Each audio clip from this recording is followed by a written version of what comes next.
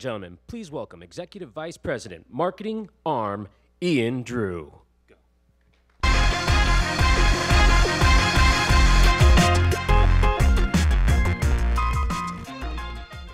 Thank you very much indeed for coming back for day 3. Hopefully you've really enjoyed days 1 and 2. It's been great meeting a lot of you. I've sat down and talked to a lot of people here. The partnership that we talked about yesterday, that you heard from Tudor, continues today. We have some of the most interesting exhibitors down in the hall today. We have a very excellent keynote speaker today. And really today is about making sure that you've made all the connections with the partnerships that you wanted to go do. So today's keynote is an old friend of ARM, a veteran of the IT industry for the last 18 years, somebody who has taken PayPal Mobile from effectively a startup to $500 million, somebody who understands how the next level of monetizing the internet and mobile payments will work. I'd like to introduce Eric Duprat, General Manager of PayPal Mobile. Thank you.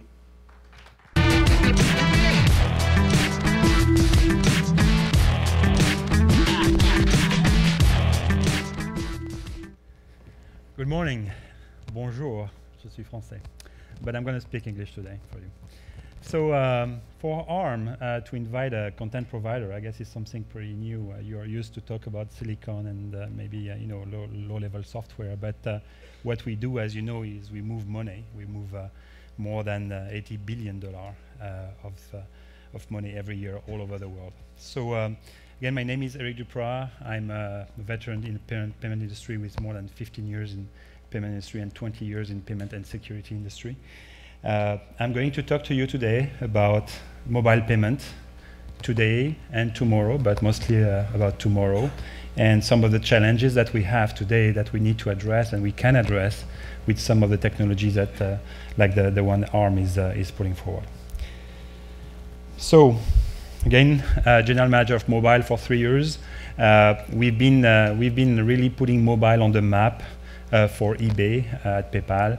It's now #1 priority for the company in front of anything. You hear John Donao talking about mobile as #1 priority, just Scott Thompson. We talk about mobile all the time. It's very, very exciting.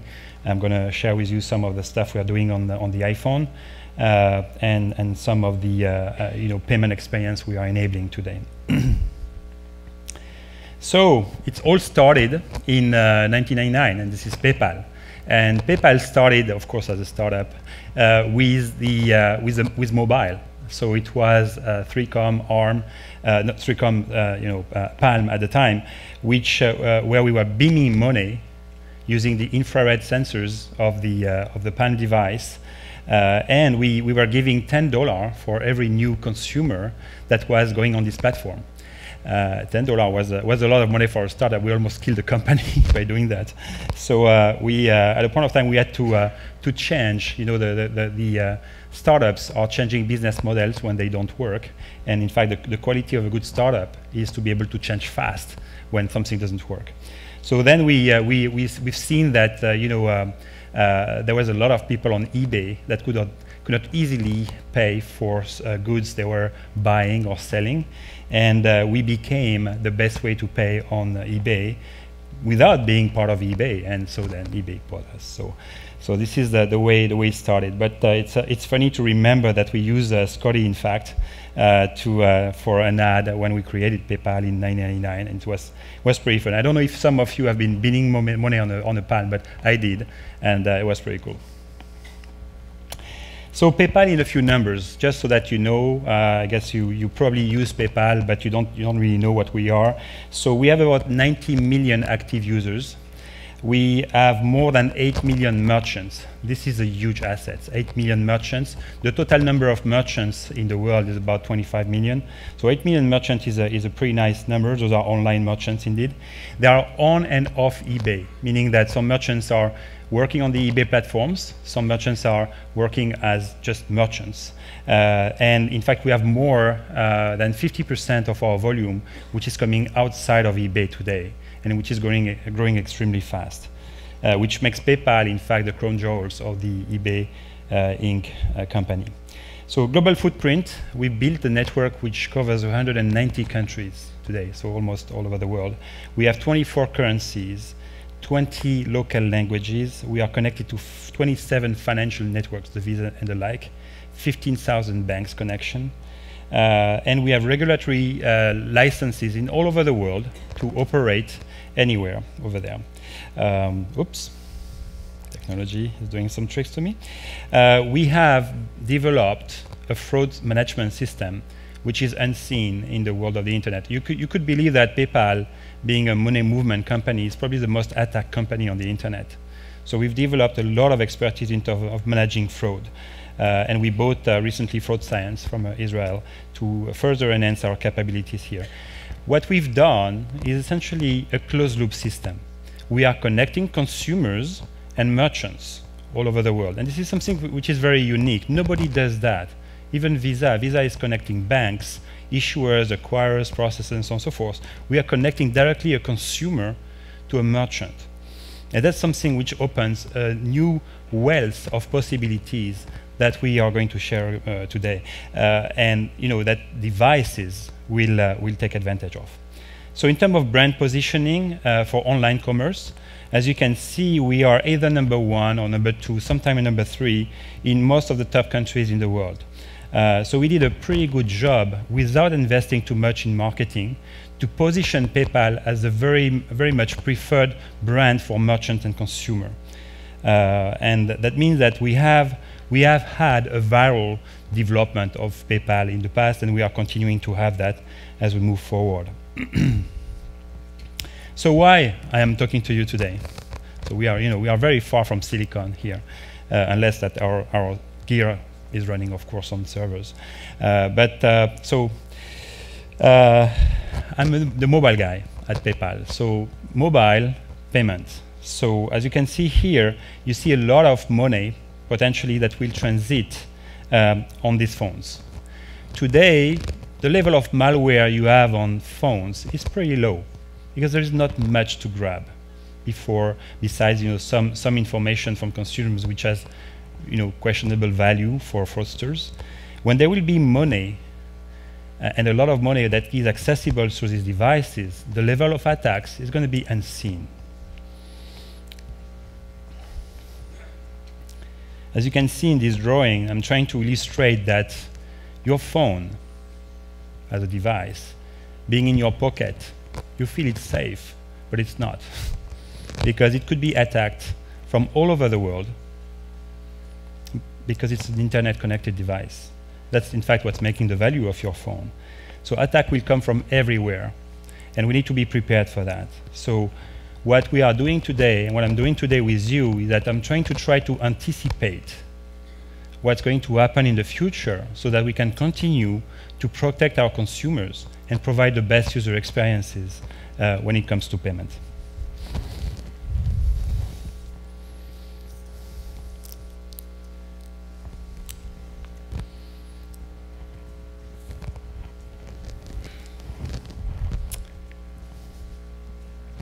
So here is a slide which I think is very interesting. It's not from me, it's from Morgan Stanley, Mary Meeker.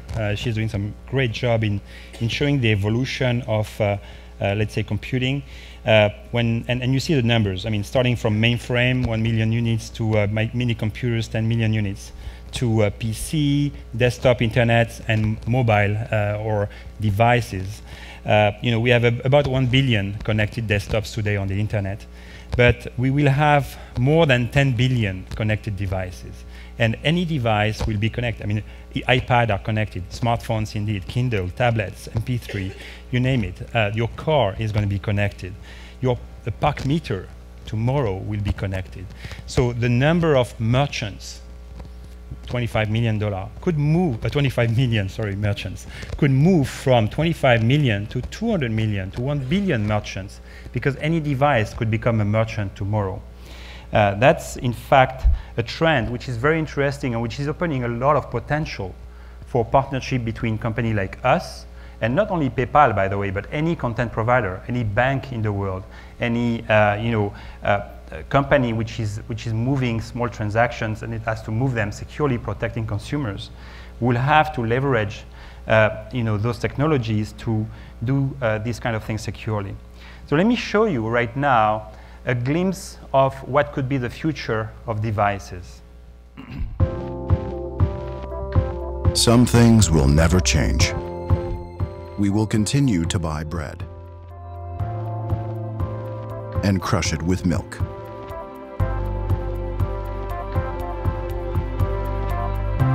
Love will still be the greatest feeling in the world, when it's not the worst feeling in the world.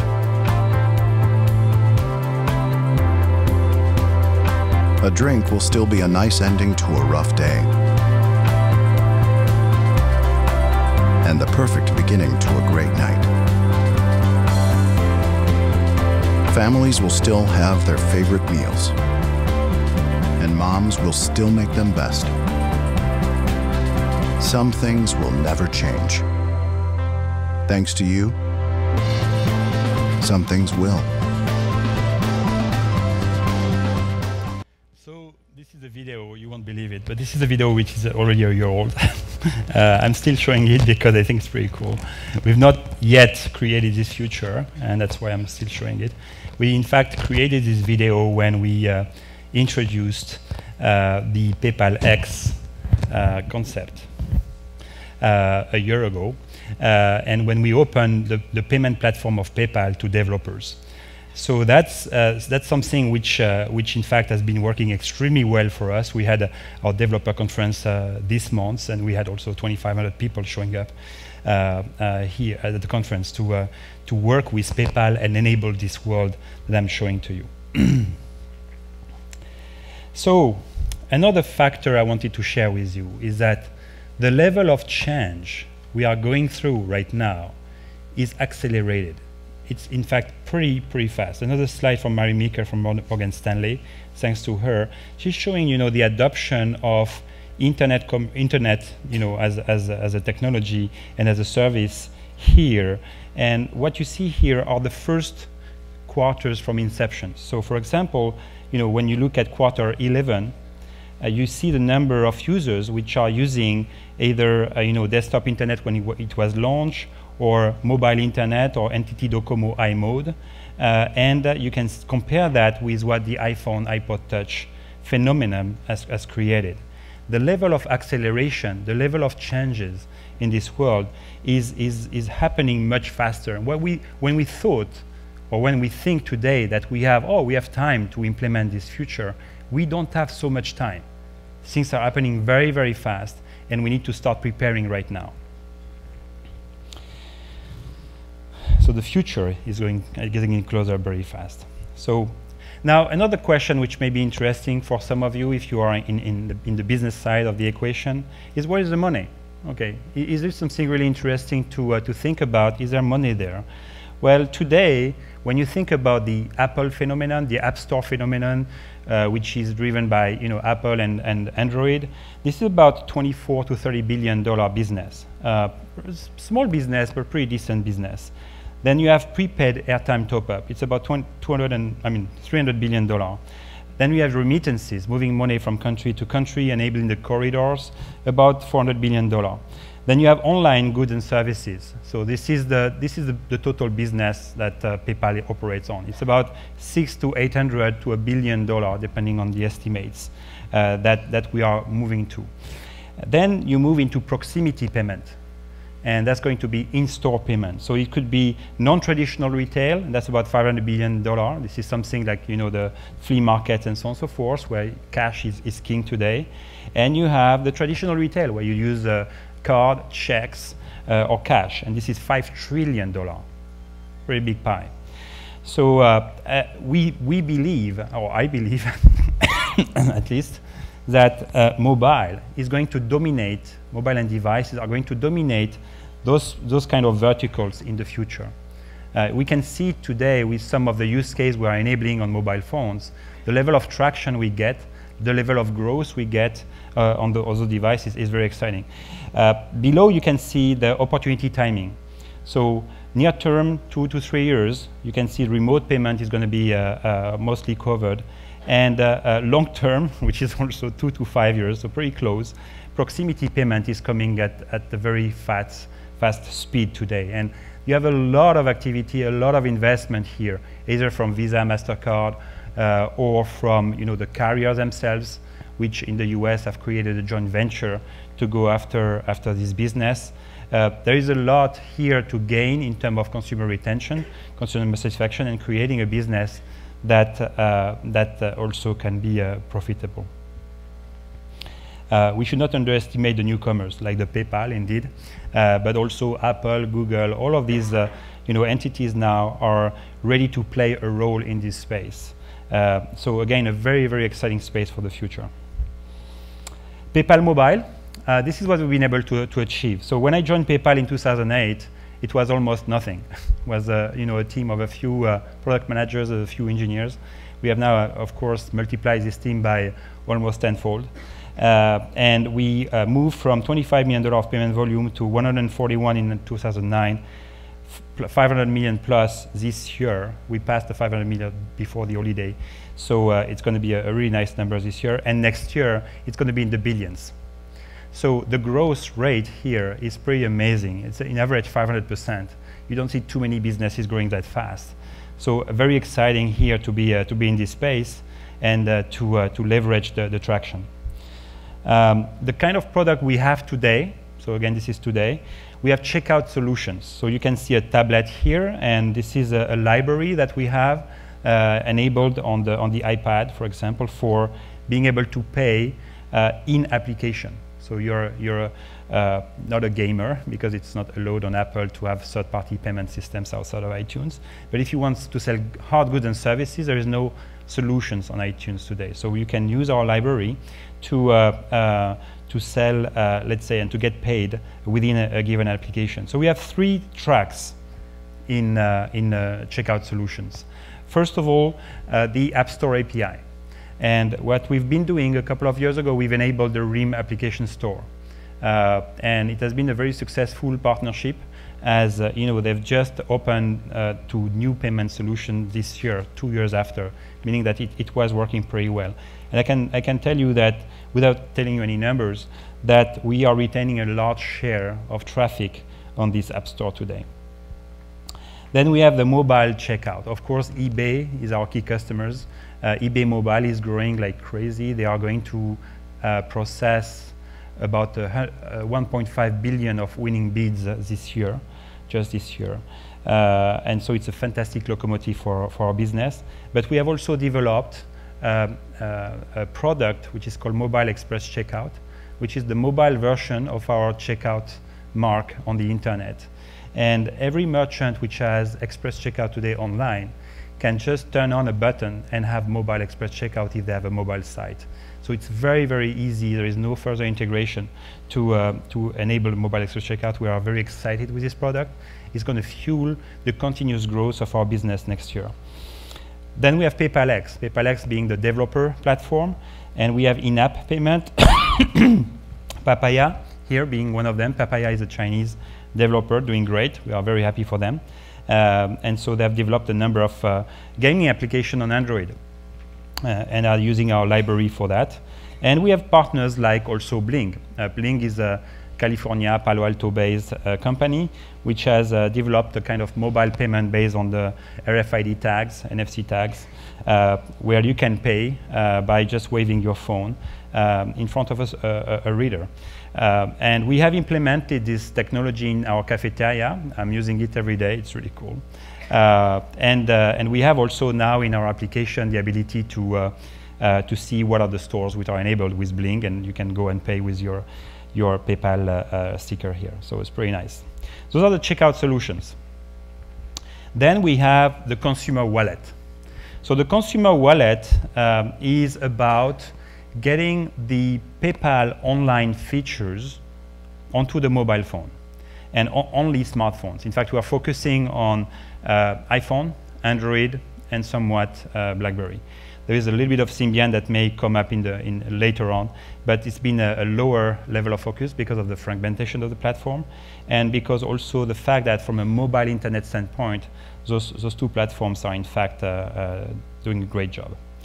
So here we are taking some PayPal features on the device, and we are also creating some new features which are mobile-centric or mobile-specific.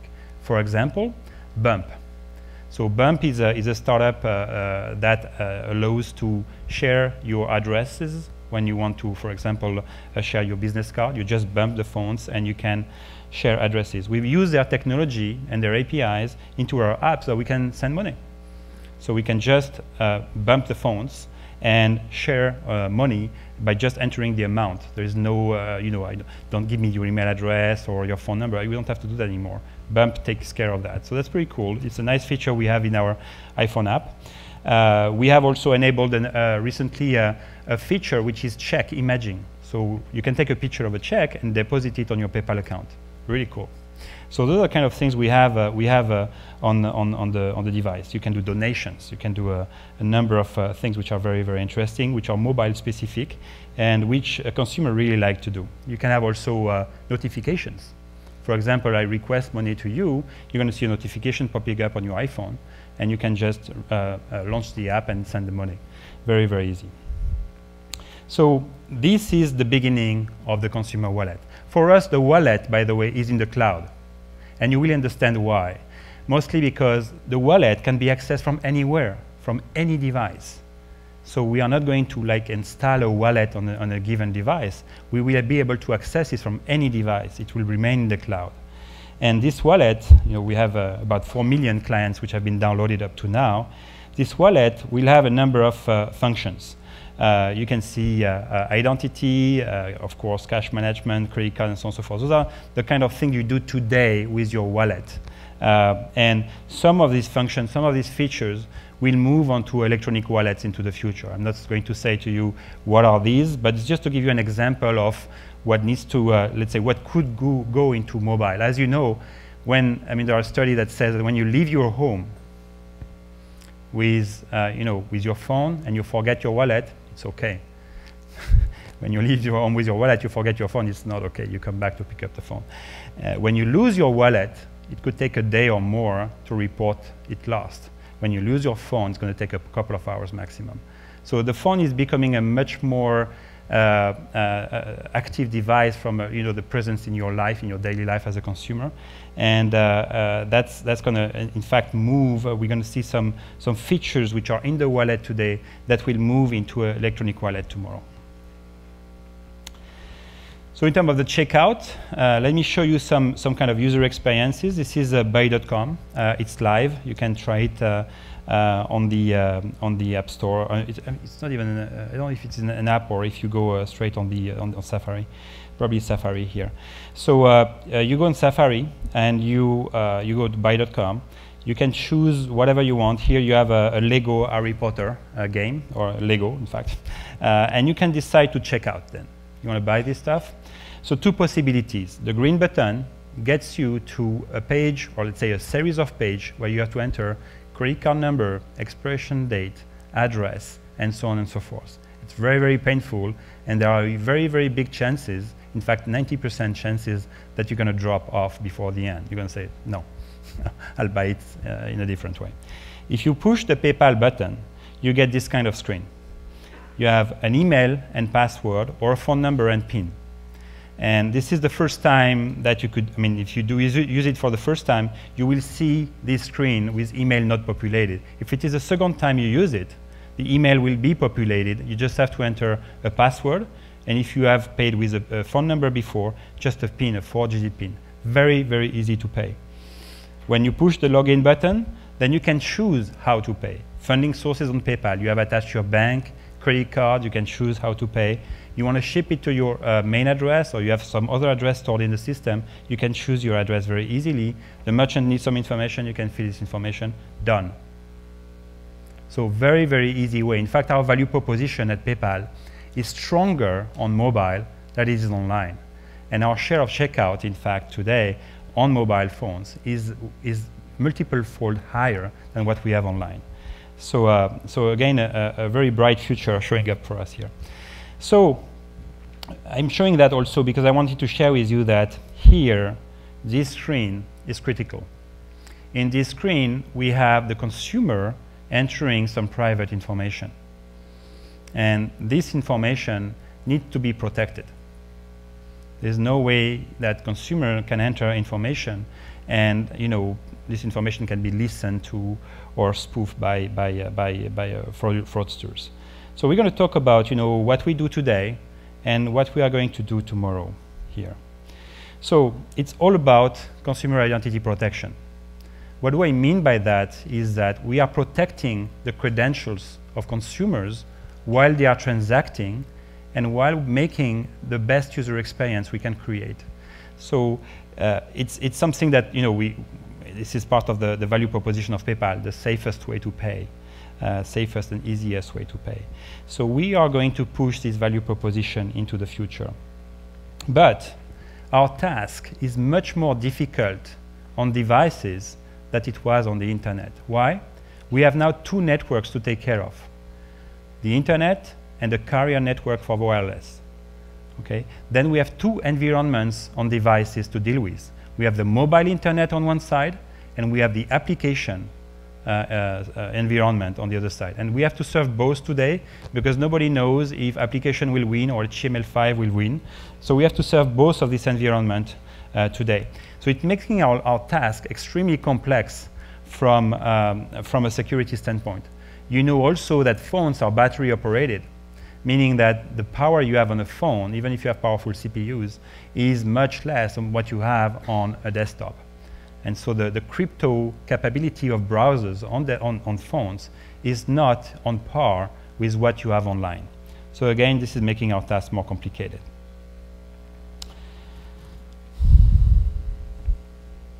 Okay, so let's review what is the application environment on smartphones. Very simply, here you have the hardware, and you have the operating system and the application environment. You can see, for example, here a PayPal application and some other applications which are loaded on the phone.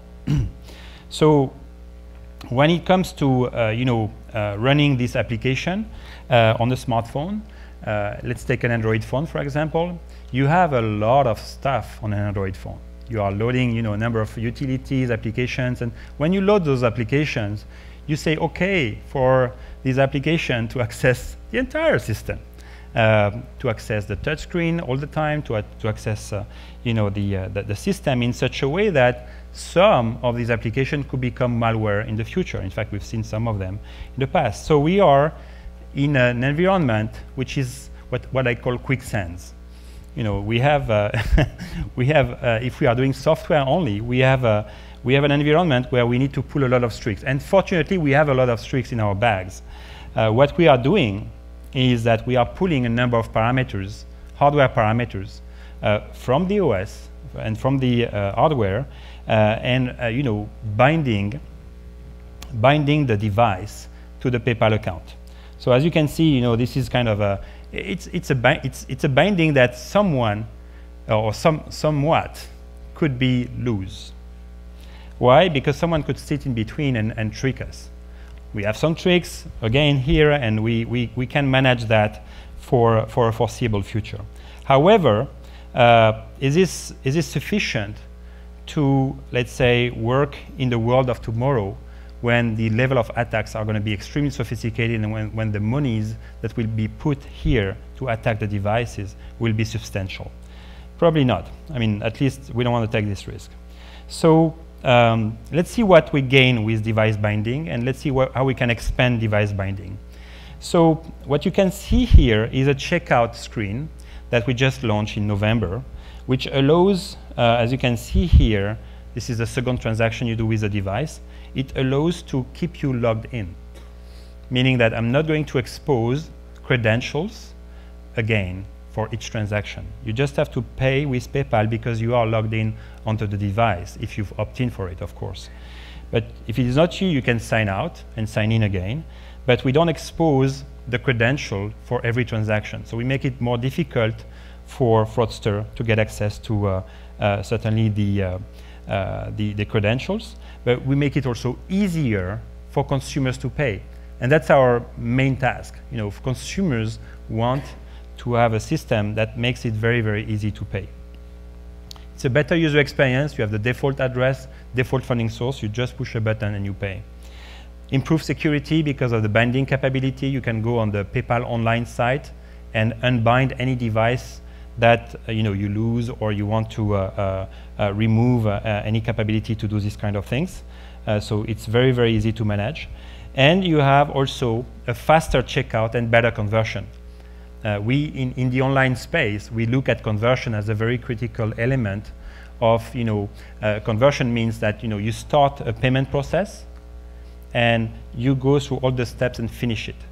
And, conversion could be measured as a percentage, in fact, and you go from, 6-7% to, let's say, 70%, depending on the type of goods you are buying and how you are buying them, depending on the payment methods. Indeed, with this kind of payment methods, we are going to the high range of the conversion capabilities. Is it enough? Probably not. Enough for today? Yes. For tomorrow, let's get to work on it. I think it is interesting to think about how we could defeat the fraudster before they get to there. So, what are the possibilities for us to improve the protection level? First of all, we have the SIM card. Well, SIM card is interesting. It's a secure element. We can have some security assets stored there, but it requires a deal with every carrier in the world. And as you know, cutting deals with carriers is kind of interesting. You have two ways to do it. You do it their way, or you do it the Apple way. And we are not Apple yet. So we cannot, force carriers to do it in a certain way. I mean, if they're interested, of course, we can work with them. But it's difficult. It's not very easy. Micro SD is another possibility. You can have a secure element in a micro SD, and we can store assets there. But then you have a distribution problem. How do you sell this kind of security device to a consumer? Why a consumer will care about that? This is, security doesn't sell. Consumers are not really worried about these kind of things, and it's difficult to find a way to distribute micro SD cards. Then you have secure elements embedded, and this is another difficult value proposition, because then the handset manufacturers are saying, yeah, you want me to put a chip in the device, who's going to pay for it? So, and that's why NFC, for example, is taking so much time to deploy with existing payment networks, because it's complex. It's a complex ecosystem, and it's an expensive ecosystem to deploy. And then you have Trust Zone. Trust Zone is, of course, the IP that ARM has created, which allows existing CPU hardware to go into a secure mode. That could, in fact, be very useful for content providers like us. So as you can see here, those are hardware solutions. And we have here what we consider as a software solution for us. It's still software because we access the Trust Zone as a stack. So it's really close to what we know how to do. In addition, the hardware solutions are more expensive. So, at least we hope. So we hope that whenever we implement Trust Zone, it's going to cost us much less than if we had to, buy our way into a carrier, or, buy micro SD cards, or fund a part of the secure elements. So a very, very interesting way for us to go. So why and how Trust Zone? First of all, in our business, we have a constant focus on risk management, and we have to project ourselves into the future. So that's why we are talking about today, and we are thinking about tomorrow. How do we move the envelope? How do we, let's say, increase the difficulty to fraud on devices? And by the way, we could also use that to increase or enhance the user experience, which is also our goal. So here we have a solution which does not require incremental hardware in the phone or in the device. Very, very attractive for us. We have also, we have to recognize, even if we are, a pretty large company on the internet for payment, we are small. And so we have limited ability to push hardware on devices. This makes the Trust Zone even more interesting for us. So how do we start? We start at the beginning by securing the consumer credentials. So you've seen this screen that I showed you before where you have email and password. Well, we could secure this screen and move into a trust zone mode where the drivers driving the screen are now controlled by the trust zone. And we know that when they are in this mode, we are protecting the consumer.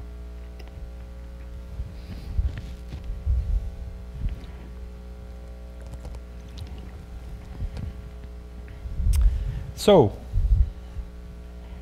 two ways to leverage a trust zone, and this is why it becomes difficult. The first way is called the hidden way, meaning that we can implement trust zone, but we don't say it to the consumer. It's just there, and we leverage it. Okay, so this is what I call the hidden way. The other way to implement trust zone is the visible way. Okay, so visible means that there is a kind of consumer mark. So you can, on the internet, you have this kind of lock that you see, the secure, transaction lock. Well, unfortunately, you can spoof any screen. And so this is very difficult to, let's say put just a graphic lock on screen and say, oh, I'm in the trust zone, because I can do that without trust zone. It's very, very easy to do. So here we have a challenge to address. So if we go visible and consumer mark, we need a non-spoofable interface. And this is a call to all of you here in this room, particularly the OEMs which are working on a screen design, to kind of define some hardware-enabled screen display capability, which will put the screen in a certain state that is not spoofable. That is something which has value to us, the content providers. Because if we can do that at low cost, we could create a consumer mark around a secure environment on the phone or on the devices to enter credentials. This has a lot of value because it will move the phone, which is an extremely flexible device today. I mean, we love our phones, our smartphones. It will make this device the most secure device on the planet, almost, because you could put it in a mode that you cannot put your PC on. I mean, PCs with Windows or Mac OS X are way too complex to secure. The phone footprint is much smaller. It's much easier to secure, particularly with a trust zone and a stack which is very much under control. So we have here the opportunity to expand the benefit and the usage of devices, and particularly of mobile phones. Okay, this needs hardware support, particularly for the display. And here, again, I'm not an hardware engineer. In fact, I am, but I've not been working in hardware for a long time. So it's a call to you guys to really come up with some solutions here which could make this work with a consumer mark. And if you create a consumer mark, it means that you can attach value to it. It means that some of the value creation here can be shared with the consumer. So the consumer, as a consumer, you can decide to pay a bit more for a device that will protect you more than any other device. So in addition to that, we've talked about how do we start consumer credentials. There are some possible futures where the password disappears. Password is Web 1.0. It's pretty old stuff, but it's pretty prevalent today. Tomorrow, there will be other capabilities on device, other sensors that will make authentication much easier from a consumer standpoint. And so, we're going to move from password to biometric. This is an example. I don't know what will be the future made of, but this kind of device, and this is a kind of prototype, I guess, are pretty attractive. What you can do with this kind of sensor, you can swipe your finger. It's going to do three things. It's going to turn on the phone. It's going to launch the payment application that is related to one of the 10 fingers that you've associated with the smart sensor. And it's going to authenticate you as a consumer. This is really, really cool. You do three things in one swipe. So, we are very, very close with this kind of technology. We are very, very close to the gesture that you do in a store by getting a card like that and swiping the card. Then you take your phone and you swipe your finger and you pay. So you know the ease of use is going to be extremely critical here to define what technology in the future will rule. And the quality of the user experience will decide that. So there's some work here. There's a lot of opportunities here to define user experiences with technology associated with silicon technology or others that will help authenticating, link to the trust zone, consumers, and provide a consumer experience and a security level which is unseen. Another possibilities here on the set of possibilities are using the sensors, the gravity sensors. The way you move, the way you use your phone is pretty unique. And you could have some software that could determine that this is your print, this is your signature. So that's another way. I'm just throwing that for food for thoughts. So in conclusion, what have we discussed today? First of all, more security assets are needed soon on the devices. You all are going to be involved in creating this new space. Trust Zone is very well positioned to become an asset for content providers like us. And I will conclude by saying, let's make it happen. Thank you very much.